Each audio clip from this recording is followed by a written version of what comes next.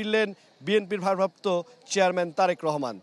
তার এই প্রত্যাবর্তন শুধু একজন রাজনৈতিক নেতার দেশে ফেরা নয়, বরং বাংলাদেশের রাজনৈতিক নতুন অধ্যায়ের সূচনা হিসেবে দেখছে বিএনপি। তবে তারেক রহমানের নিরাপত্তা নিয়েও বেশ চিন্তিত দলটি। তারেক রহমানের ফ্লাইট গত বুধবার আসলে রাত 12টা 15 সময় লন্ডনের হিথ্রো বিমানবন্দর থেকে রওনা হয় এবং আজকে এইমাত্র এখন থেকে 11টা আপনি বলছিলেন এইমাত্র অবতরণ করলো ঢাকা আন্তর্জাতিক শাহজালাল।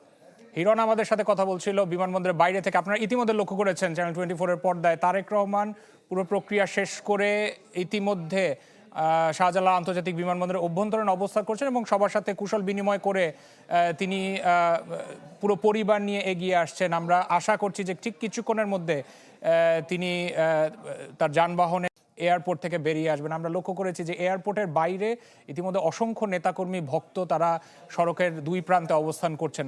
আমরা লক্ষ্য করছি যে এখানে যারা বিমানবন্দরের সংশ্লিষ্ট যারা নিরাপত্তার দায়িত্বে রয়েছেন এবং যারা কলাকুশলী রয়েছেন, যারা কর্মকর্তা রয়েছেন, প্রত্যেকের সাথে হাত মিলাচ্ছেন, করমর্দন করছেন এবং একই সাথে শুভেচ্ছা বিনিময় করে তারেক রহমান এই প্রথমবারের মতো টেলিভিশনের পর্দায় দেখা দিলেন।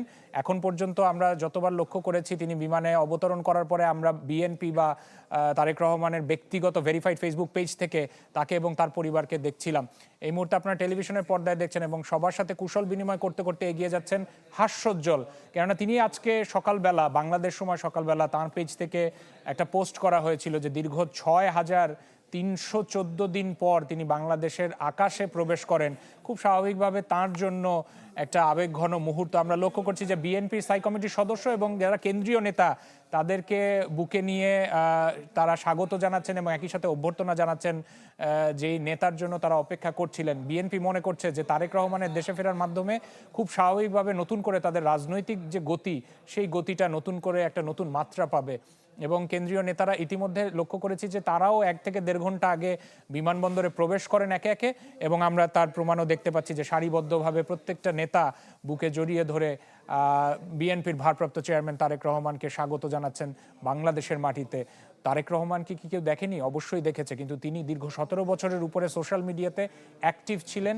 দূর থেকে ভিডিও কলে যুক্ত হয়ে তিনি নানা সময়ে রাজনৈতিক কর্মকাণ্ডে যুক্ত হয়েছেন। তবে আজ তার ব্যত্যয় ঘটবে দীর্ঘ 17 বছরের পর।